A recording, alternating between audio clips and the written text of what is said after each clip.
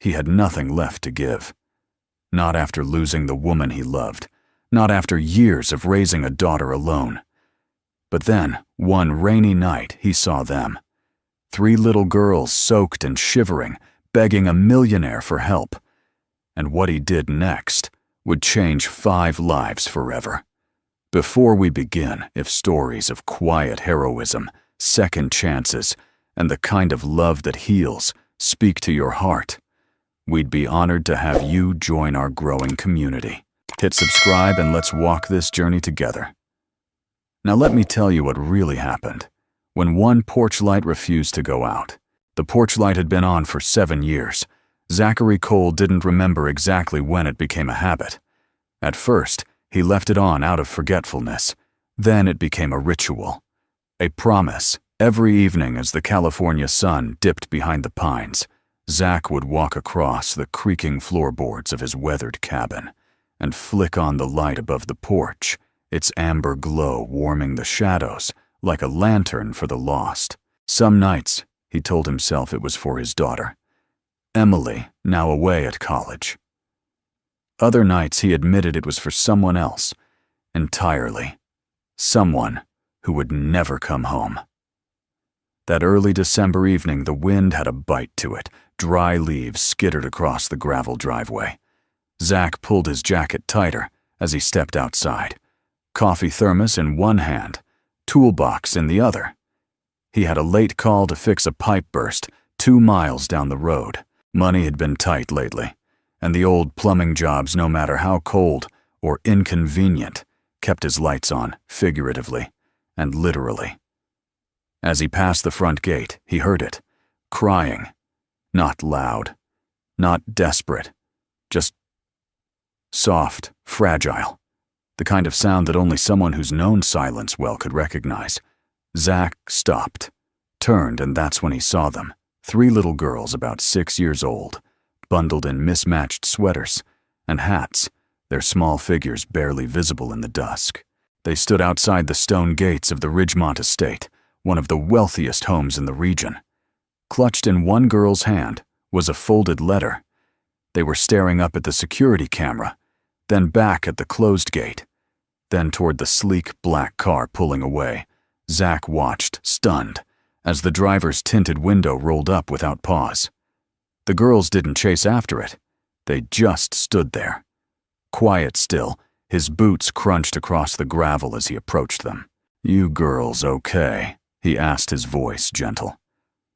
The one with freckles, he would later learn, her name was Lucy, looked up. "Our mom's in the truck. She's sick. We tried to ask Mr. Weston for help, but he didn't listen." Zach's throat tightened. He glanced at the long drive where the car had vanished, then toward the row of parked vehicles along the edge of the woods. "Where exactly is your mom?" They pointed to an old red pickup tucked in the shadows beneath an oak. He hadn't noticed it before. As he drew closer, Zach could see a woman slumped behind the wheel, her face pale even under the dim interior light. The door creaked as he opened it. "Mom," he said, tapping gently on her shoulder. She stirred slightly, eyes fluttering open hollow with fatigue and dehydration. "They didn't mean to bother anyone," she whispered hoarsely. Zach knelt beside her. "You're not bothering me, but you need help. All of you." She tried to protest, but her voice cracked mid-sentence. That was enough for Zach. "Come on," he told the girls. "Let's get you somewhere warm." 15 minutes later, the girl sat huddled on his living room rug, wrapped in fleece blankets, holding warm mugs of milk. Zach had lit the fireplace and pulled out the soft cookies Emily used to love, still sealed in the pantry. The woman Lillian, she said her name, was rested on his recliner, a damp cloth on her forehead and a coat draped over her legs. Her breath had steadied her cheeks, tinged pink from the firelight. "Why were you at Ridgemont?" Zach asked softly, kneeling to the girl's level. Grace, the quietest of the 3, replied without lifting her eyes.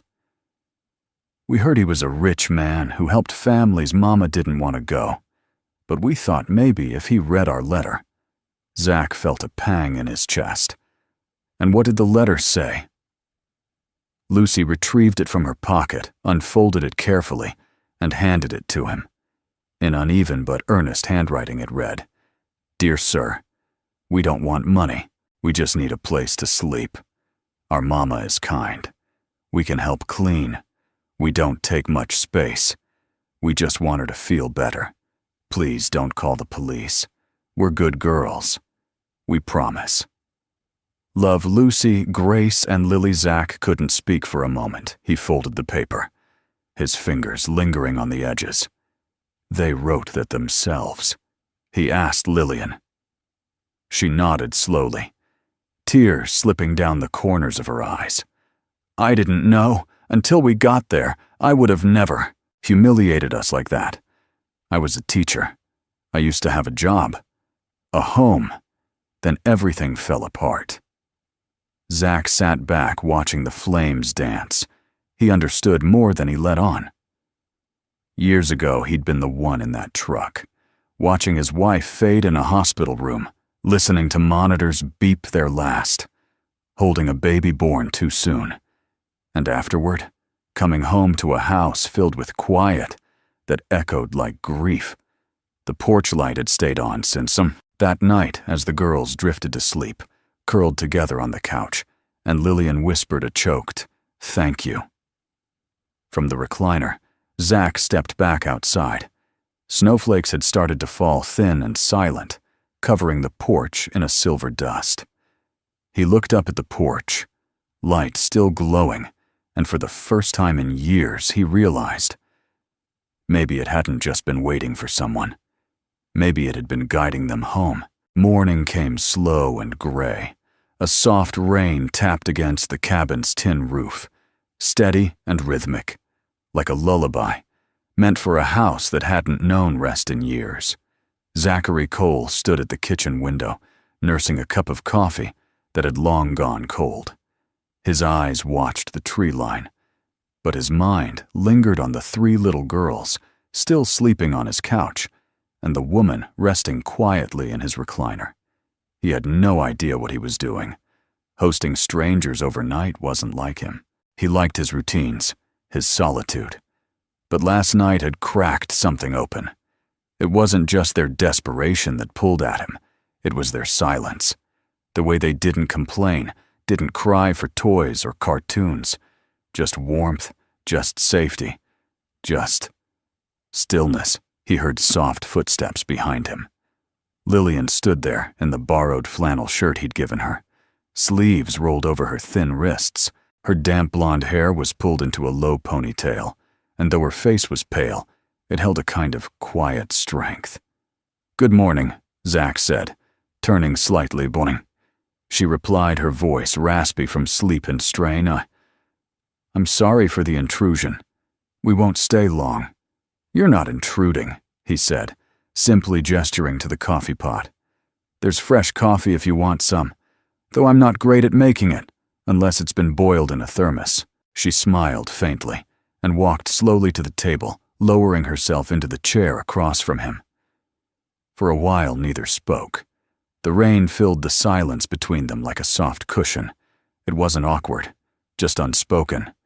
Then she asked, "Do you live here alone?" Zach nodded. "Since my daughter went off to college last year. Emily. She's 21 now. Smart, determined. Got that from her mom. You raised her alone." "Not by choice," he said, his voice lowering. "My wife Caroline. She passed away after complications during childbirth. Emily made it. The baby boy didn't." Lillian bowed her head slightly. "I'm sorry," he offered a thin smile. "It was a long time ago, but there are some things time doesn't ask permission to keep around." She nodded slowly, her fingers wrapped around the warm mug. "I was married too. David, he was a contractor. We had plans. Big ones. A house we were building together. He died in a crane accident 6 months before the girls were born." Zach looked up, surprised. "And you raised triplets alone?" "At first with help. His parents, they were never fond of me. After he passed, they offered support, but always with conditions. I wasn't grieving. The right way? Wasn't moving on fast enough. Eventually, they tried to take the girls. Claimed I was unstable. I fought back, and they cut you off. All of it, she said bitterly. No support, no trust. Then I lost my teaching job after the school downsized. Rent piled up. Car payments. Everything hit at once. And the girls, they deserve better than sleeping in a truck. Zach studied her closely. She was thin, not from vanity, but from sacrifice. Her hands were cracked from cold. Her eyes held exhaustion that had settled too deeply to wash away with just one night's sleep.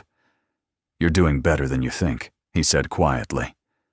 She looked at him, unsure if he was mocking her. "I mean it," he added. "You didn't give up. You found a way that counts for something." Outside, the rain began to ease. A soft ray of sun pushed through the gray, warming the porch where the girls had drawn chalk hearts the night before. From the living room came a sound, light. Giggles. Lucy peeked her head around the corner, toothbrush still in her mouth, her wild hair sticking up in all directions. Zach smiled. "You three always like this?" he asked. "She's the loud one," Lillian replied with a tired laugh. "Grace is my worrier. And Lily is... well, Lily is the one who talks to birds." Zach chuckled. "They seem like good kids." "They are," she said firmly with sudden fire. "They're good. Just born into a mess they didn't create." Zach looked down at his hands, fingers wrapped around his coffee cup. "A lot of us are," he murmured. There was a pause. Then Lillian said, "We'll head out this afternoon. I think we can make it to the shelter in Stockton before they close intake." "You don't have to go today," Zach replied. "The roads are still slick. Girls might need another day of real sleep." She shook her head. "I can't impose." "You're not," he said, again, a little more firmly. Lillian studied him for a long moment, as if trying to read the fine print of his offer. Then her shoulders slumped, the steel in her spine, giving way to something gentler. "Just one more night," she whispered. "Just one," he echoed. But something in him already knew it wouldn't be. That afternoon, Zach stepped out to the small woodshed to retrieve more firewood. As he passed the porch, he noticed the girls had drawn a picture on a scrap of cardboard and taped it next to the porch light. In colorful crayon scrawl, it read, "Thank you for keeping your light on." Lucy, Grace, and Lily. He stared at the sign for a long time. For years, the light had been a symbol of his own sorrow, a vigil to the past. But now, it meant something more, something that had nothing to do with who was gone, and everything to do with who had just arrived. That night, the storm returned. Not with thunder or violence, but with a steady, relentless drizzle. Thin as silk, but cold enough to slip under doors and into bones. Zach closed the shutters before sundown. Something he hadn't done since Emily left for college. There was comfort in preparing a house not just for himself, but for others. Inside, the fireplace cast long shadows across the wooden walls. The girls were asleep again, nestled like puppies in a pile of blankets on the old couch. Lillian sat cross-legged on the floor, combing the girls' hair gently before tucking them in her fingers, moving with muscle memory, like someone who'd done this 1,000 nights in silence. Zach watched from the kitchen, leaning against the doorway, with a dish towel over one shoulder. The scene felt almost too still, too perfect, like something borrowed from a dream he didn't want to wake from. He cleared his throat softly. "Can I get you anything before bed?" "Another blanket tea." She shook her head, then paused. "Actually, I could use a glass of water." He nodded and turned, grabbing a clean glass from the shelf. As he handed it to her, their fingers brushed a brief contact, accidental, but it lingered longer than it should have. She pulled her hand back slightly, not startled, just uncertain. "Thank you," she murmured. She drank, then stood up slowly and looked around the cabin. "This place," she said, quietly. "It feels like someone used to love it." Zach looked up. "What makes you say that?" She gestured around the crocheted throw folded just so the old piano with sheet music still resting on the stand, the photograph on the mantel of a little girl holding a fishing rod, with a man in flannel crouching behind her, smiling proudly. "These aren't the things of a man who gave up," she said. "They're from someone who's still holding on." Zach swallowed hard. "That's Emily and me," he said. Nodding toward the photo, she caught her first trout that summer. Wouldn't touch it, but insisted on naming it Trevor. Lillian smiled. He hesitated, then walked to a narrow closet beside the fireplace. From it, he retrieved a small wooden box and opened it carefully. Inside, folded neatly, was a baby blanket, soft pale blue, fraying at the edges, and beside it, a tiny hospital bracelet. "I don't show this to many people," he said, voice low, raw. Lillian moved closer, instinctively. "Gentle." "That was his," Zach said. "My son. His name was Andrew. He only lived 12 hours. Not enough time to cry or laugh or even open both eyes. Caroline, my wife, died the same night, blood clot. It all happened so fast it didn't feel real until the nurse handed me this blanket." Lillian's eyes welled with tears. She said nothing, just sat down beside him on the hearth, close enough that their knees touched. "I kept the porch light on for years." He continued, "I told myself it was for Emily when she stayed late at school. Or for delivery, folks who never came. But really, it was for them. Like, maybe if I kept it lit, they weren't really gone." A silence settled over them. Not awkward, but sacred. Then Lillian very softly said, "I had something like that too." She reached into her coat and pulled out a crumpled envelope. From it, she took out a small black and white ultrasound photo edges, worn corners bent. "I used to carry this when I went to interviews," she said. "It reminded me why I couldn't give up, even when no one called back. Even when we slept in parking lots, I looked at this, and I remembered they're not a burden. They're the reason." Zach looked at the photo. 3 tiny forms, almost indistinguishable, curled side by side in the womb. "You did all that for them," he whispered. "I'd do it again," she replied. 1,000 times. "But I'm tired, Zach. I'm so tired of being strong just to survive." He nodded slowly. Maybe it's time someone else helped carry the weight." She turned to him, eyes wide with something close to fear, or maybe hope. "Why are you doing this? Why us?" He thought for a moment, staring into the fire. Then he said, "Because once someone helped me. Back when I didn't think I had anything left. An old neighbor. Miss Clara. She brought me soup the day after the funeral. Didn't say much, just sat with me. She said, 'Zachary, when the house is dark, leave a light on. Not for others, for yourself.' I didn't understand it then. I think I do now." Lillian exhaled, her voice cracking. "And what if the light doesn't bring anything back?" "Then maybe," Zach said gently, "it brings something new." She looked down at her hands, then back up at him, and for the first time since arriving, her face softened. Not out of exhaustion, but out of relief. That night, Lillian slept in Emily's old room, tucked under a quilt with blue stars. Zach lay awake longer than usual, staring at the ceiling, listening to the gentle hum of a house no longer hollow. In the hallway outside his door, the girls had lined up their shoes neatly. 3 little pairs side by side, soaked from yesterday's rain, but already starting to dry. And as the wind howled softly outside, Zach smiled to himself. The shadows in the hallway didn't feel so empty anymore. The next morning brought a softness Zach hadn't felt in years. No alarms, no rush, just the smell of pancakes on a cast-iron skillet and the quiet, fluttering giggles of 3 little girls trying to whisper, but failing delightfully. He stood at the edge of the kitchen doorway, watching as Lucy balanced precariously on a wooden step stool, flipping pancakes with more confidence than coordination.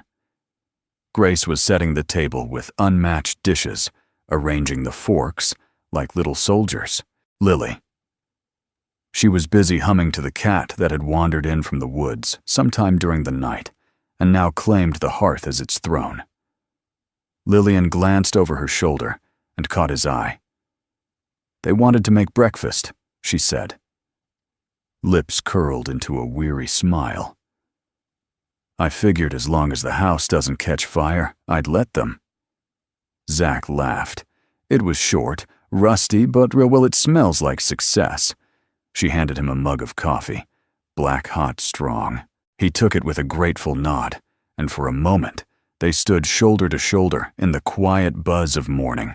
After breakfast, the rain lifted, and the sun peeked through the thinning clouds. A low fog still curled through the trees, but the air carried the fresh scent of pine and wet earth. The girls raced outside to the porch with sidewalk chalk in hand, determined to create what they called the welcome mat of dreams.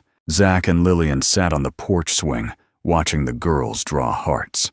Suns, birds, and oddly muscular unicorns across the wood. "You know," Lillian said, sipping her coffee.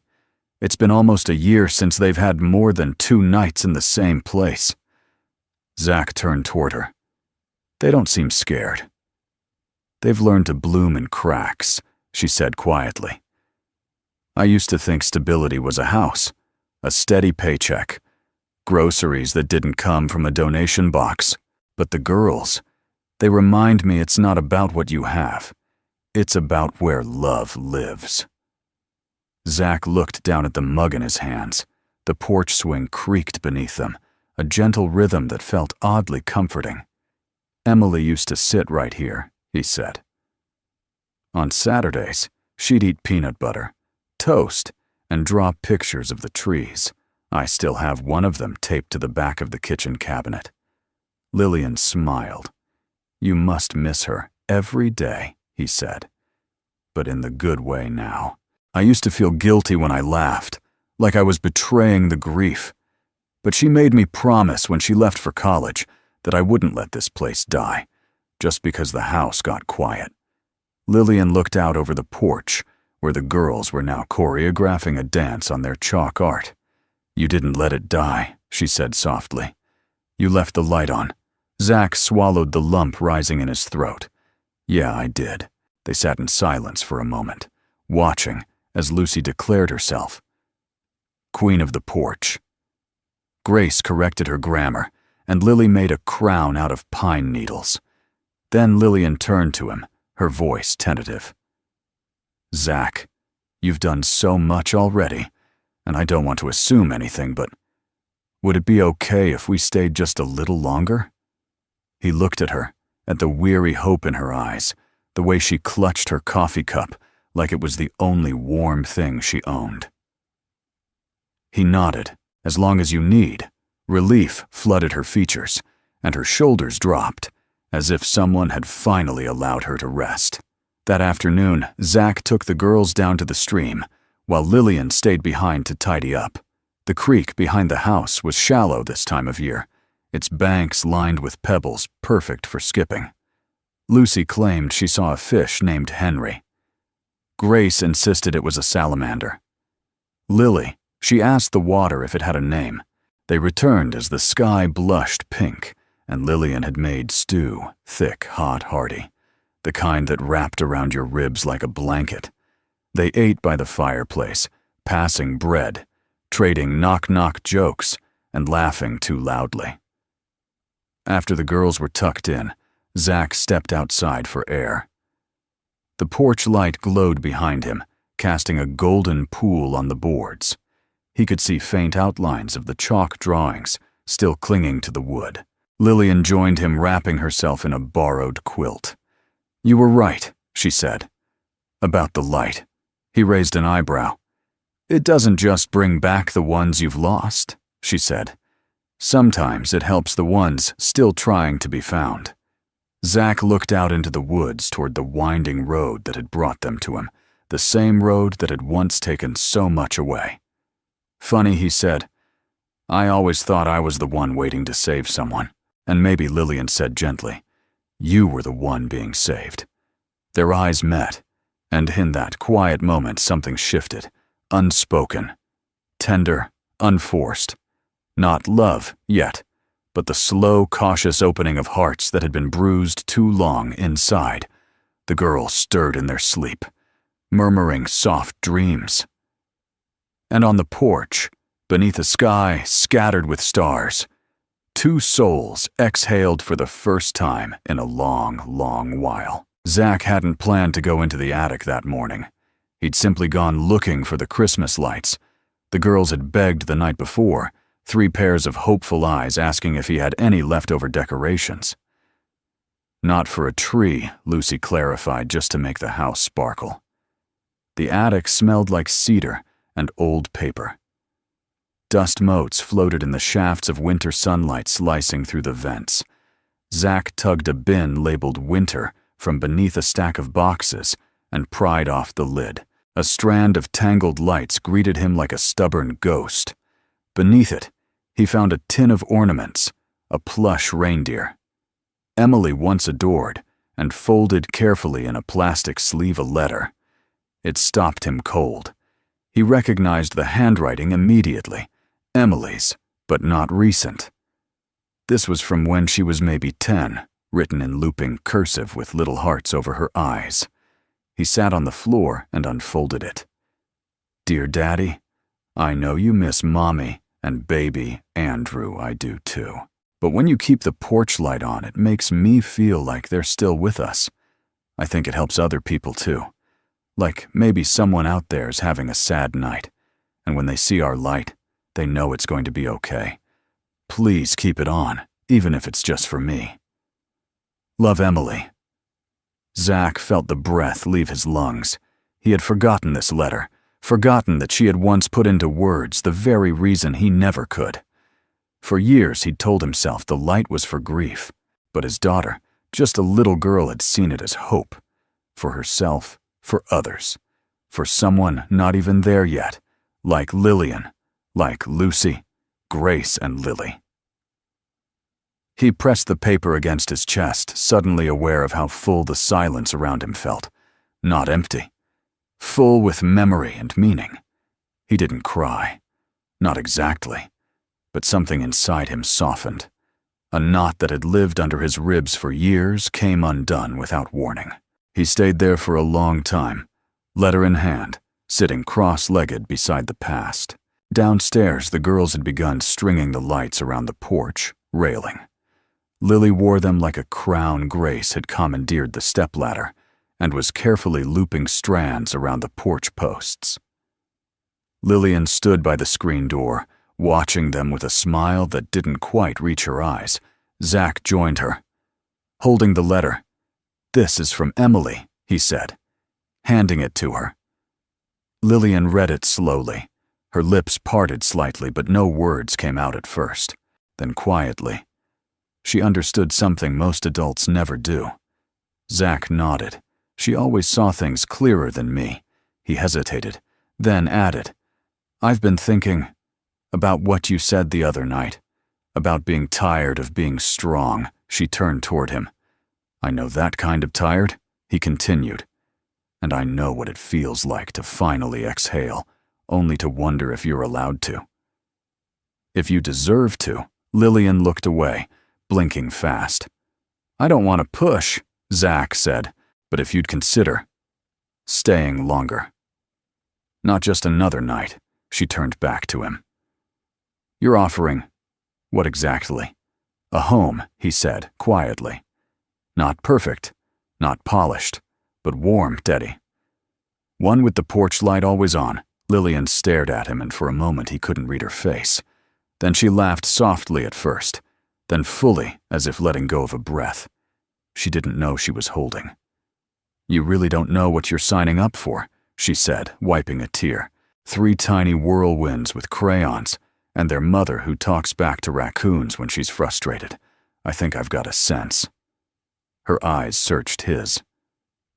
Why now? Because Emily's light didn't just save me, he said. It brought you here. And if that's not a sign to say yes to life again, I don't know what is. That evening, they lit the porch with every bulb the girls could manage to plug in. The house looked like it had borrowed magic from a Christmas card. People driving by slowed down to stare. The laughter inside spilled out the open windows, carried by the night breeze. After dinner, the girls huddled by the fireplace, listening as Zach read them a story from an old book of fairy tales. Lillian sat nearby watching him, not the way someone watches a stranger, but the way someone watches the beginning of a new chapter. Later, when the girls were asleep, she approached him in the kitchen. "I want to stay," she said softly. "But not as a guest." Zach turned to her. "Then stay as family." She didn't answer right away. Instead, she stepped forward, placing the ultrasound photo she'd carried all this time into the crack of the fridge door right next to the photo of Emily with her fishing rod. Then she whispered, "We're home." The knock came just after noon. Zach was in the workshop, sanding the edge of a toy box he was building with Lucy and Grace. The girls had begged for a place to store their books and stuffed animals, so the cat doesn't think everything belongs to him, Lucy had said. Matter-of-factly, he looked up at the sound of the knock, slow but firm. Not a neighbor's knock, not a child's, something practiced. Official. Lillian opened the door just as Zach entered the house, wiping sawdust from his hands. A woman stood there, wearing a long, dark coat and a laminated badge clipped to her scarf.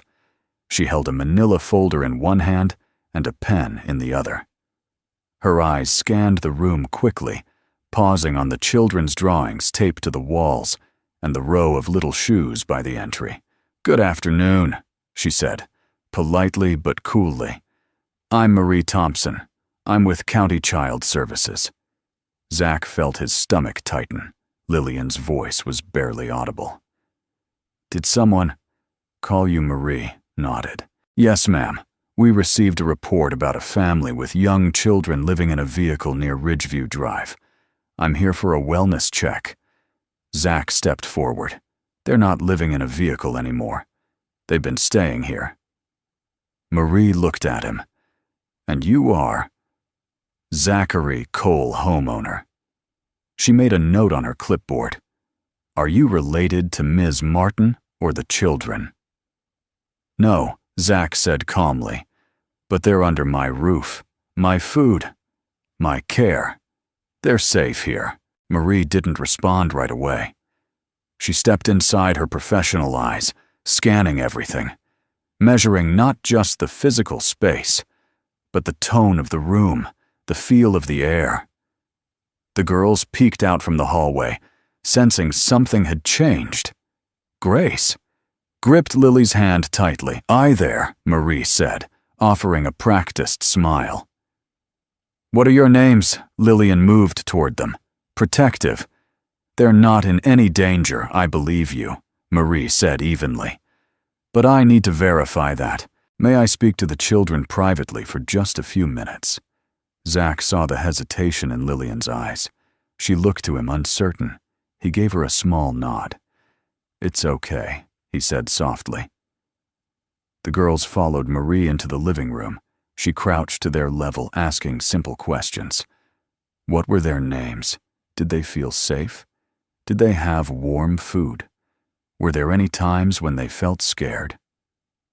Zach watched from the kitchen, hands clenched at his sides. After 10 minutes, Marie stood and walked back over.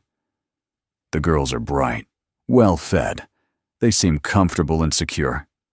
"That's good." Lillian exhaled, but too soon. However, Marie continued.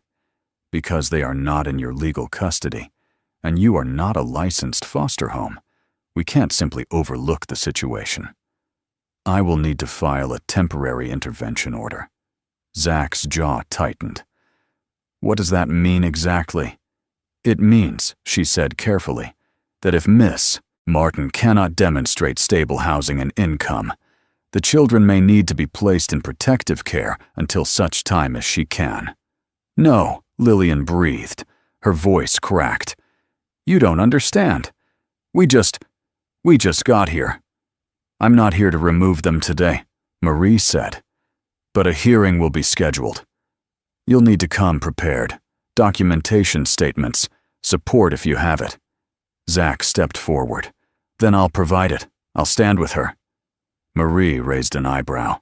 You're not married. You're not related. I'm something better, Zach said calmly. I'm present. I'm committed, and I won't let them go back to sleeping in a truck. Marie studied him for a long beat. Then she closed her folder. I believe you're both trying to do what's best, she said. But the system has its rules. With that, she handed Lillian a card and stepped out into the gray afternoon, her boots clicking on the porch. The door clicked shut behind her. Lillian dropped onto the couch like someone had knocked the wind out of her. I should have known, she whispered. I should have never let them write that letter. We drew attention. We asked for help. And now, Zach crouched in front of her. You asked for hope, and hope always makes noise. She looked at him, tears clinging to her lashes. What if I lose them? Zach, what if someone who's never even met them gets to decide where they sleep? He took her hands. Then we fight. That night, after the girls had gone to sleep, Zach pulled out a notepad and began drafting a letter, an official statement of support, notarized if needed, detailing everything. The living conditions, the meals, the educational opportunities, the emotional security the girls had found in his home. Lillian sat beside him, helping fill in the gaps, listing past employers, contacting an old principal who still remembered her warmth as a teacher. By midnight, they had built more than a defense. They had built a case for something deeper, a family forged, not by blood or law, but by choice. Before heading to bed, Lillian paused by the porch, staring out at the darkened trees. Zach joined her. She could come back tomorrow, Lillian said. With someone else, with papers. She might, Zach said, but so will we, with names, with stories, with people who know these girls aren't just numbers in a file. She turned toward him. You don't have to do this, I do, he said simply, because someone left their light on for me once. Now it's my turn. The storm hit just before dawn. Not the gentle kind that whispers across shingles, but a full-throated roar, wind slamming into the house like a fist rain, lashing sideways. Trees groaning in protest. Zach woke to the sound of something shattering. He was down the stairs in seconds. A branch the size of a child had come crashing through the window above the dining table. Glass glittered across the floor like frozen rain. Curtains flapped in the wind. Rainwater pooled beneath the wooden chairs. Lillian appeared moments later, clutching Lily, who had woken crying from the noise. Lucy and Grace followed, wide-eyed and silent, each holding a blanket like armor.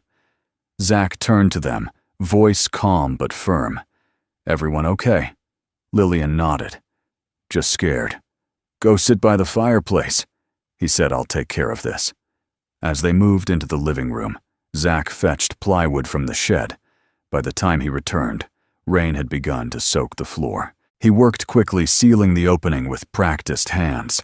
The house groaned, but the worst of the wind seemed to pass. When he finally sat down, soaked, scraped, and breathless, he found the girls huddled under a quilt on the couch, watching him like a storybook hero, Grace whispered. Is the house broken? Zach smiled tiredly. Just bruised, like people fixable. Lillian brought him a towel and a dry shirt. You okay? I've had worse mornings, he said, but I think the window won. They laughed softly together. Even in the mess, it felt like something stronger than the storm had taken root. The cleanup took most of the day. The girls turned it into an adventure, mopping puddles with old towels, collecting broken glass, like treasure to be handled with caution. Zach turned the plywood panel into a makeshift chalkboard and let the girls draw a recovery mural on it. Suns, flowers, stick figures holding hands beneath a giant umbrella. As he worked, Zach felt something unfamiliar but welcome moving through the house. Rhythm, a pulse, a strange, humble kind of joy. By evening, the house looked almost normal again. The fire crackled. The girls played a board game with Lillian, who had finally started laughing without checking herself. Zach stepped out to the porch to breathe.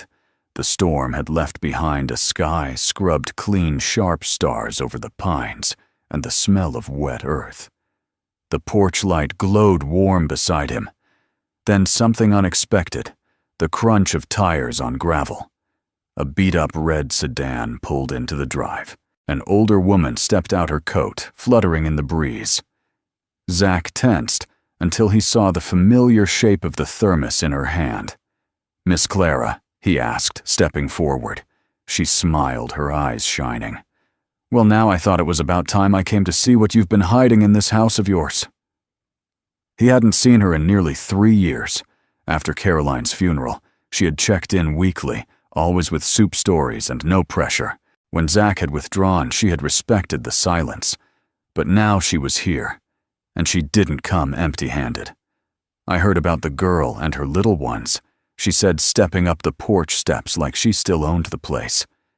"Neighbor down at the hardware store mentioned they'd seen you buying tiny boots and crayons."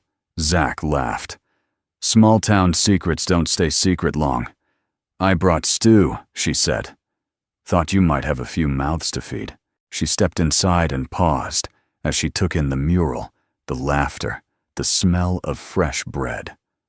She whispered, "You got your life back." Lillian rose from the couch as Zach introduced them. The two women exchanged a handshake that turned into something warmer, a quiet, mutual understanding. Over dinner, Miss Clara entertained the girls with stories about young Zach, including one where he'd gotten stuck in a tire swing and had to be cut out by the fire department. Lillian leaned close and whispered, "Is that true?" Zach groaned. Never trust a woman with a thermos and a memory. When the girls finally went to bed, Miss Clara sat beside the fireplace, eyes soft with something between pride and relief. "You've done good." "Zach," she said, "I always knew you would. But this is more than good." He nodded. "I think I needed them more than they needed me." "That's how it works," she said. "The ones we take in end up healing us too." She stood, kissed his cheek, and said before leaving, "Don't let that light go out. Not ever again." Later that night, Zach walked through the quiet house. The patched window still held the girls' drawings. In the hallway, the tiny shoes were lined up again, muddy, worn, real. In Emily's old room, Lillian had fallen asleep beside Lily, one hand resting protectively over her child's back. Zach paused at the door, watching them, heart full. He tiptoed back to the living room, lit only by the embers of the fire. The porch light spilled a soft glow through the front windows, casting long, gentle shadows across the floor. Zach sat in the armchair, Emily's letter in his lap. He didn't need a storm to remind him anymore of what could be lost. He only needed these nights imperfect, unscripted, and full of the kind of warmth that makes even broken windows feel like open doors. The first person to stop by was the postman. He stood awkwardly at the edge of Zach's porch one Wednesday morning, hat in hand, a shy smile under his wind-chapped face. "Mr. Cole," he said, "I don't mean to pry, but folks are talking. Said you've got a full house again." Zach chuckled. "Something like that." The postman glanced at the chalk mural still drawn on the plywood panel covering the broken window. "Well, some of us got together. The ladies at the diner chipped in." A few families, too. Thought maybe you could use these." He stepped aside, revealing a cardboard box filled with groceries, fresh fruit, canned goods, even a box of chocolate chip cookies, with a sticky note labeled, "For the girls." Zach stood speechless. "You were there for a lot of people in this town, back in the day," the postman added. "Now it's our turn." Zach took the box with both hands, something thick rising in his throat. "Thank you." The postman tipped his cap. "Tell the girls we expect drawings in the mailbox." By the end of the week, more packages had come. A bag of winter coats from the church thrift store, books from the local library. A gently used bunk bed dropped off in the middle of the night with a note that simply read, "From someone who remembers what it's like to sleep in the cold." One afternoon, a woman Zach didn't recognize pulled up in a beat-up Jeep and asked for Lillian. When Lillian stepped outside, she froze. "Mrs. Klein," she whispered. The woman nodded. "You taught my son in kindergarten. He used to come home with drawings of castles and say you told him he could be the king of anything he built." Lillian blinked Elliott's in high school. "Now," the woman said, smiling, "and he still keeps one of those drawings in his locker." She handed Lillian a thick envelope. "Some of us parents, we got together. We want you to apply to the community preschool." The old teacher retired. "We told them you're the heart they've been missing." Lillian's hands trembled as she accepted it. Zach watched from the porch, his chest tight with something that felt like pride, but deeper. Like witnessing someone remember who they were before life made them forget. That Saturday, the house was busier than it had ever been. Neighbors stopped by to help replace the window with proper glass. Miss Clara arrived with cinnamon rolls. The girls sold hot chocolate for 50 cents a cup, which no one had the heart to pay in full, resulting in a shoebox full of wrinkled bills and pocket change. At sunset, Zach stood beside the new window, watching the light spill across the floor again. Lillian joined him, dust on her jeans, flour on her cheek. "I forgot what this kind of tired feels like." She said, "The good kind. The kind that means something." She took his hand without needing to explain. That night, as the girls played cards on the living room rug, Lillian and Zach sat on the porch swing. Zach reached into his flannel shirt pocket and pulled out Emily's letter again. He handed it to Lillian without a word. She read it slowly, her fingers brushing the soft creases. She knew Lillian said. Even back then, she did. Lillian looked out into the trees. "Sometimes, I wonder what I'm teaching the girls. All the moving, the instability, the uncertainty. You're teaching them resilience," Zach said. "Grace under pressure, kindness in the face of hardship." She glanced sideways. "And you? What did you teach Emily?" He smiled to leave the light on. Lillian folded the letter and tucked it gently back into his shirt pocket. "You kept your promise," she said. Zach looked up at the stars. "No," he said. "You helped me remember it." Later, as they brought the girls in for bed, Lucy stopped at the window, staring out toward the road. "What is it, honey?" Lillian asked Lucy, pointed. "Someone's out there." Zach stepped onto the porch. A man in a pressed shirt and clean shoes was climbing out of a luxury SUV. He looked completely out of place, polished corporate cold. Zach recognized him instantly. It was Weston, the millionaire. The girls had tried to approach weeks ago. He stepped forward, awkward and stiff. "I'm looking for Lillian." "Martin." Lillian appeared behind Zach, her posture tensing. "What do you want?" Weston cleared his throat. "I read the article, in the local paper, about your story. About Zach. About the girls. I didn't write it for you." She said, "I know." He replied. Shame, flickering behind his polished exterior. But it reminded me of something my mother. She used to say, "The measure of a man is how he treats those who have nothing to give him. He pulled out a check from his coat pocket and extended it. I want to make amends. Lillian didn't move. Zach stepped forward slowly and said, You had your chance. They were standing in front of you. Weston nodded, accepting the words. I failed that test. I'm trying not to fail this one. He laid the check gently on the porch railing. Then, without another word, he walked back to his SUV and drove into the night. Lillian looked at the check, but didn't reach for it. Zach turned to her. You don't have to take it, she shook her head. I might. For the girls. But not because we need saving, because we've already been saved. She looked up at him, by a town that remembers. By a man who never stopped leaving the light on. Spring arrived like a whisper. One morning the frost didn't return. Buds appeared along the edge of the porch railing, and the girls traded snow boots for scuffed sneakers. The house, once quiet and still, now pulsed with laughter, singing, and the occasional sound of Lily explaining the dreams of squirrels to the cat. Zach began rebuilding the front steps, not because they were broken, but because they deserved to be beautiful again. Lillian painted the walls in soft, cheerful colors. The girls drew new chalk designs on the driveway each week. Rainbows, families holding hands, hearts that stretched corner to corner, and the porch light stayed on, always. One evening, Zach found Lillian sitting on the swing, watching the sun settle behind the pines. She held a small wooden box on her lap. It had belonged to Caroline. He hadn't seen it in years. He sat beside her. I hope you don't mind, she said, running her fingers over the lid. It was in the attic.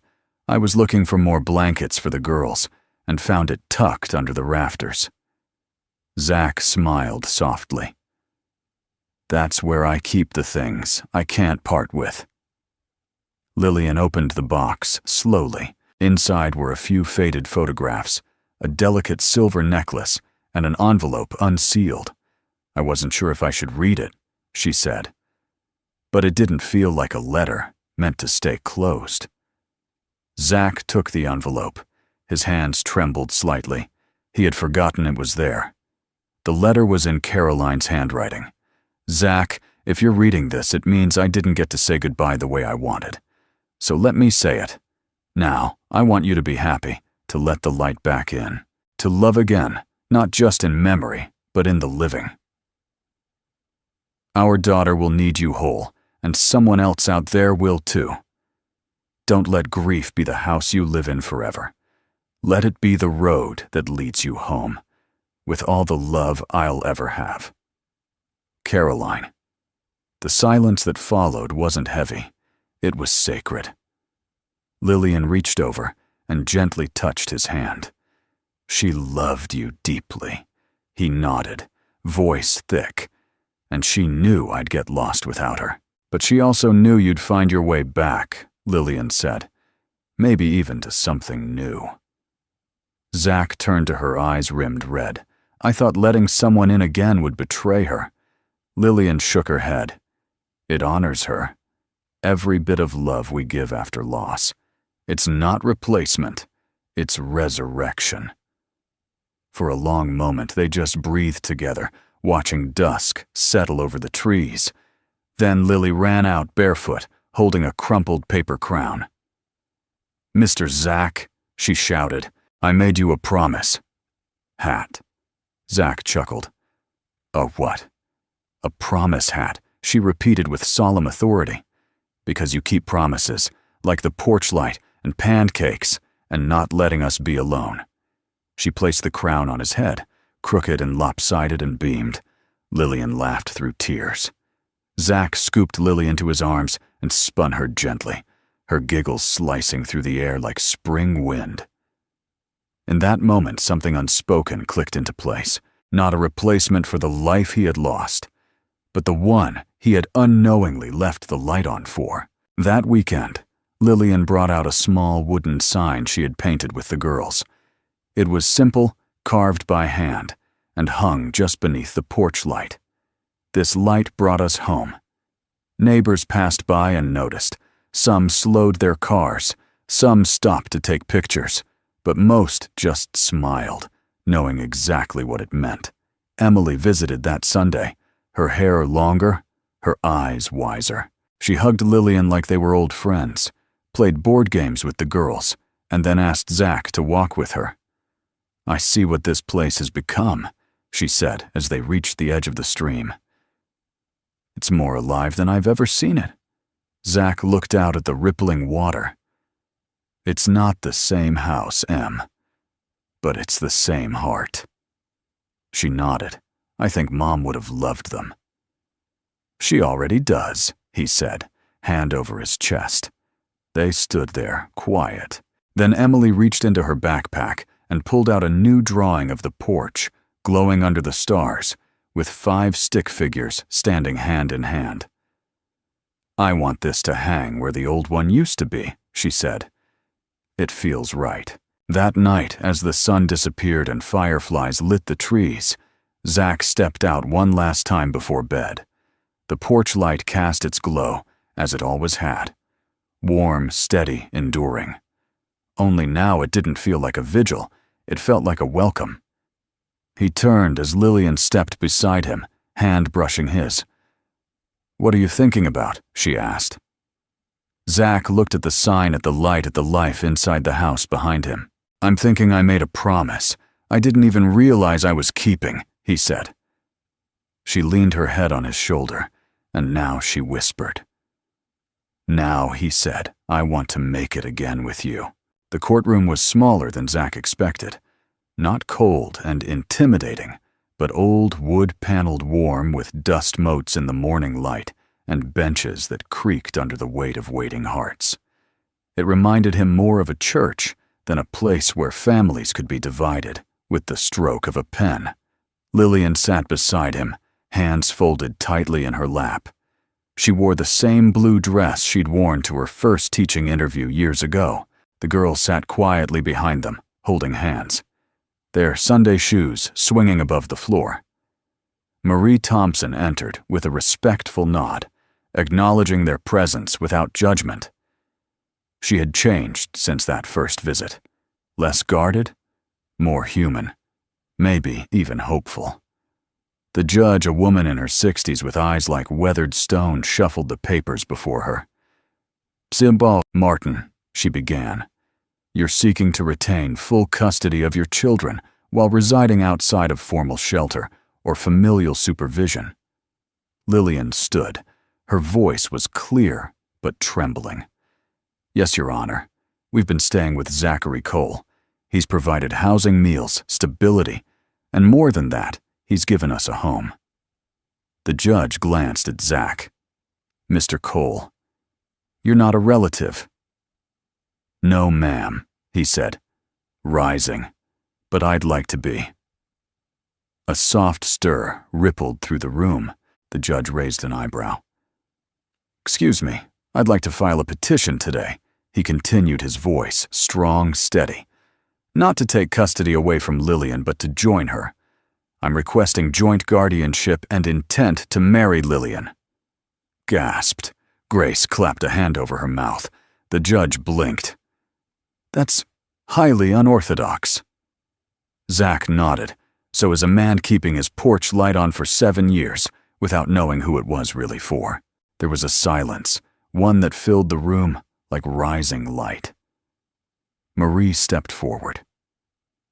"Your Honor, I've reviewed their situation closely.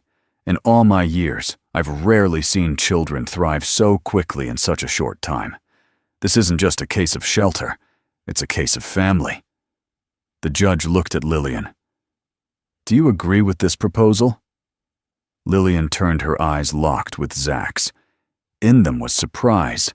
Yes, but beneath it, certainty I do, she said softly. "Then I'll grant a provisional approval pending full home evaluation," the judge said, adjusting her glasses. "But frankly, I think this family rewrote their own case before we ever opened the file." That evening, the house was filled with the kind of chaos only joy can bring. Emily had flown in for the hearing. She brought flowers, a camera, and enough hugs to make the girls squeal. Miss Clara baked a double-layer chocolate cake, which Lucy decorated with gummy bears and a slightly crooked heart. The bunk beds were freshly made, the porch had been swept, and under the warm lantern light, Zach took out a small velvet box. He didn't kneel, that wasn't their style. He just took Lillian's hand and said, "This isn't a rescue, it's a return." Tears welled in her eyes. To what? To the life you were meant to have, with people who see you, need you, love you? He opened the box to reveal a simple gold band. No diamond, no flourish, just something true. Lillian smiled, her voice catching. "Yes, 100 times." The girls cheered so loudly the neighbors down the road called to ask if there had been a touchdown. A week later, a handwritten note arrived in the mail. It was from Weston. Inside was no check, no apology, just a note scrawled on fine stationery. "Zachary, thank you for reminding me what real wealth looks like. The girls didn't need my money. They needed someone to see them. You did, I hope someday I can be someone's porch light too." W. Zach folded the letter and placed it in the same wooden box where Caroline's words now lived, beside Lillian's ultrasound photo. The past and the future, side by side. On the day of the adoption hearing, the girls wore matching dresses and carried paper flowers they'd made themselves. The judge asked each of them formally if they wanted Zach to be part of their family. Lucy nodded. "He makes pancakes with chocolate chips," Grace added. "He fixes broken things, even feelings." Lily looked solemn and whispered, "He talks to my dreams." The courtroom laughed. The judge signed the forms with a smile. Outside, under a bright blue sky, they posed for photos on the courthouse steps. Emily stood beside Lillian, arms wrapped around her. The girls huddled around Zach, who held up a sign Lily had made. "We got adopted and engaged on the same day." It wasn't traditional, it wasn't neat, but it was real. It was theirs. That night, as the sun dipped low, Zach returned to the porch alone for just a moment. He stared up at the porch light. Once it had been his memorial. Now it was their monument. He whispered, "Thank you to no one and to everyone. Caroline, Emily, the town, the stranger who had once needed a miracle and became one."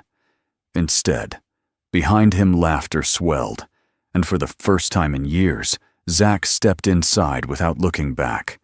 Because now, the light would always be on for someone, for all of them. Years later, the porch still glowed. Neighbors would drive by on quiet evenings just to see it, that soft amber light glowing against the old wood, like a memory that had chosen to stay alive. Teenagers whispered stories about it. Some said it was for a child who never came home.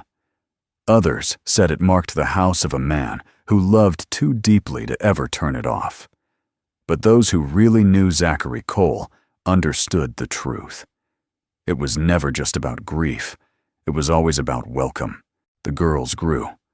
Lucy became a firecracker with a sketchbook, always drawing the people she loved. Grace developed a fascination with weather, once predicting a thunderstorm 24 hours in advance. Lily never stopped talking to birds and to dreams and insisted that the stars had personalities. Lillian returned to teaching part-time, then full-time. Her classroom filled with light and music became the safest place in the district. She still brought home dried macaroni glued to paper and stories of children who reminded her of herself. Zach kept working with his hands, fixing things, building mending.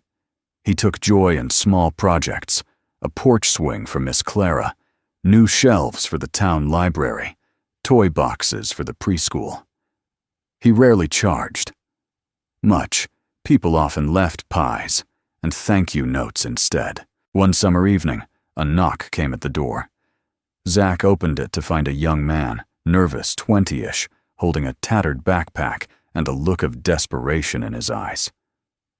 "Sir," the man said, "I heard you might be someone who helps people." Zach didn't hesitate. "Come in," he said, stepping aside. That night another place was set at the table. Another soul found warmth. The girls didn't even blink. They had seen it before, and they would see it again. Because the porch light was never turned off. Not once. Emily returned, often older now, with laugh lines and wisdom in her voice. She sat with Zach on the porch swing during late-night chats, her head on his shoulder. "You did it," she told him one night. He smiled. "What did I do?" "You kept the promise. You let life in." Zach looked at her. His first child. His reminder of everything he once feared he'd lose. "No," he said softly. "You helped me keep it. You lit the first match." Emily pointed toward the porch sign that still hung proudly. "This light brought us home."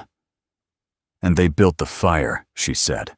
When Zach and Lillian finally married in the backyard, under strings of soft lights and the blooming dogwood tree, it was quiet. No fanfare, just their family, some neighbors, and the cat, older, grumpier, but still loyal. Instead of vows, they each read from letters. They'd written. Zach's was simple. "You came in the rain, you stayed in the storm. You brought laughter back to a house built on silence. I promise to leave the light on. Not for ghosts, but for every living moment we have left." Lillian cried. "So did Miss Clara. So did Emily." Even Lucy had to wipe her glasses. Years passed. The porch. Wood-aged. The flowers changed season to season. The swing creaked a little more, but the light never dimmed. Sometimes strangers still knocked. Sometimes the girls brought home friends who needed a warm meal and a place to cry. Sometimes people just came to sit on the steps on the bench near the fire pit drawn, not by need, but by the gentle hum of welcome this house seemed to emit. And Zach, he never stopped saying thank you, not just in words. In the way he stirred soup for someone who'd never had a real dinner. In the way he swept the porch at dawn so it would look its best.